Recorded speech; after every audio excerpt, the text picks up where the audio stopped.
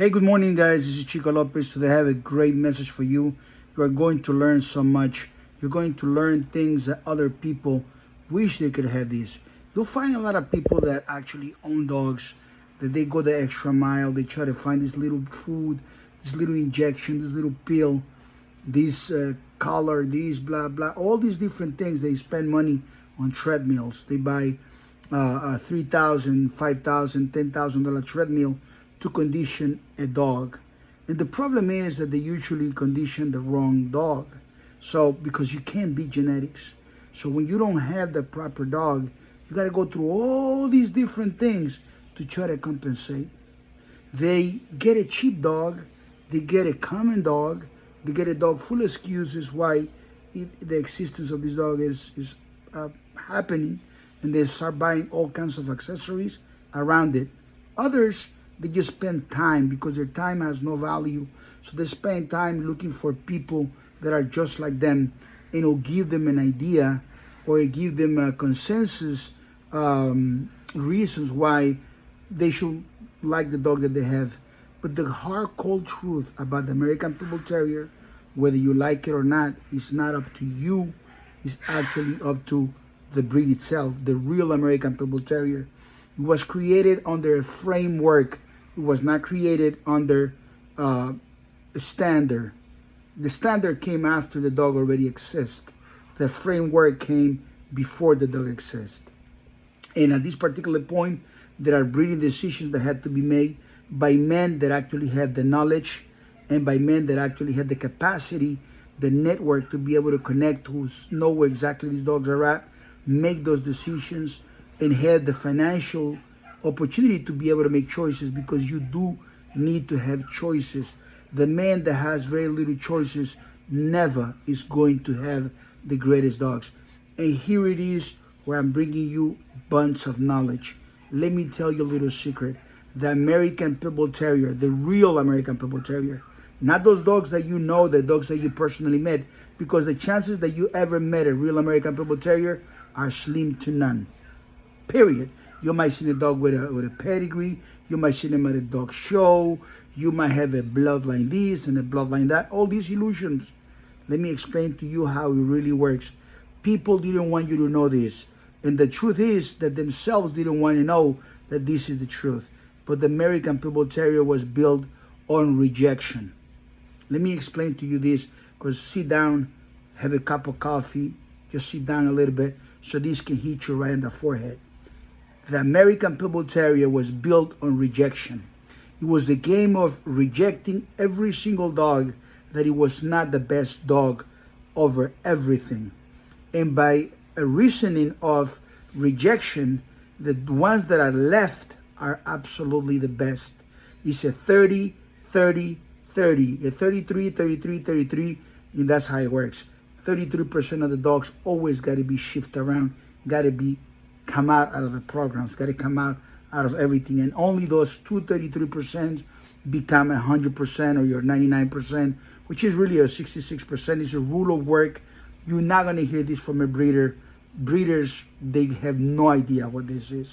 So before, I'm talking about all these guys, before somebody doesn't dogs for 20, 30 years, the people that actually pick the best dogs were actually using, those very few men that matter, they were actually using a framework of picking only the best after they rejected all the dogs. On a simple contest back in the 1800s, early 1900s, or in the golden era of the American Pit Bull Terrier, when two dogs went at each other, when it was legal, or it happened when it was illegal, it happened not in the United States, blah, blah, blah, just take a chill pill. When that happened, where the great dogs were made, you must understand they were forged on fire. And there was always one dog that won and one dog that quit. So automatically that was 50% of all dogs with pedigrees, with owners that were behind the dogs, that had dreams, that were willing to bet on the dog, that really liked the dog. That dog was out of the picture. Those dogs that were left over, they still had to go through a process of selection. So it was always by a rejection process. So you have 200 dogs, and those 200 dogs are split among 10 men. So that's 20 dogs per man if you follow the mathematics. and those men have those 20 stud dogs. But all of a sudden, a man comes in with one dog that's related to 2 sisters or 3 brothers or whatever, which are extremely great. The father and mother extremely great.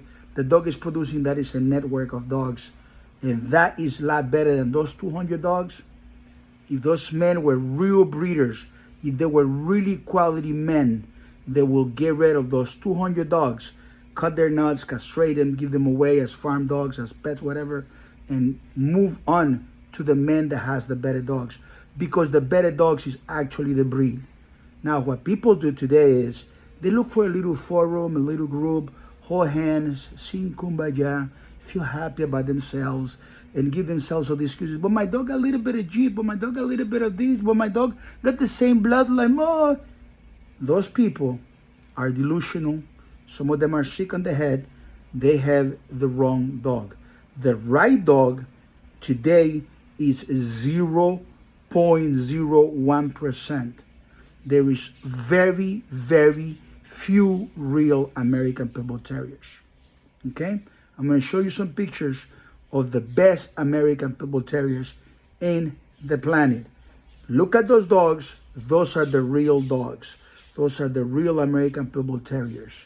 And it happens to be that they come from a journey of greatness, rejection, selection, where the name is only the best. So this video should matter to you. Because if you make the wrong decision in the past, and you are at the pet level, because at a pet level, any dog can become the best dog in the world, your son, the great, whatever. People do that with a chicken. People do that with a spider. People do that with a lizard and with the turtle as well. They can do it with a mud dog. They can do it whatever. But this video is not made for those guys that once the dog belongs to you, is supposed to be the best. This video is made for those that are absolutely obsessed, that have madness in their head to absolutely own the absolute only the best, because only the best matters. Only the best is what's created after hard process of selection, rejection, and promoting and developing the best dogs to the next level, where there is consistency and a tremendous amount of wealth of genetic composition. So when you're looking at all those guys, those breeders that are surrounded themselves by a whole bunch of fans that think they are geniuses on dogs and they have no merits, they have nothing, but they all call each other whatever, you got to be walking away from those people, because their influence is a very common and mediocre influence. You won't find me hanging around with guys. You won't find me in circles with other people. The American Pit Bull Terrier was built to be only the best, and the real breed is only the best.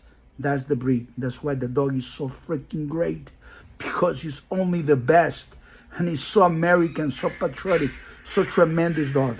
He's the most kind, most soft, most loving dog. When you look at the dog looks at you, you literally think you are connected and talking without saying a word, because you can only get to the level of bond with that machine that can run for miles. That dog that when you walk on the street, people from across the street, they look and they say, whoa, that dog is beautiful. It's different. Can I touch it? The hair, silky, everything, the whole 9 yards. That is the real American Pit Bull Terrier. Everything else is just pretending. It's just an imitation. Take a look at the pictures of these great dogs. Take care of yourself. God bless you.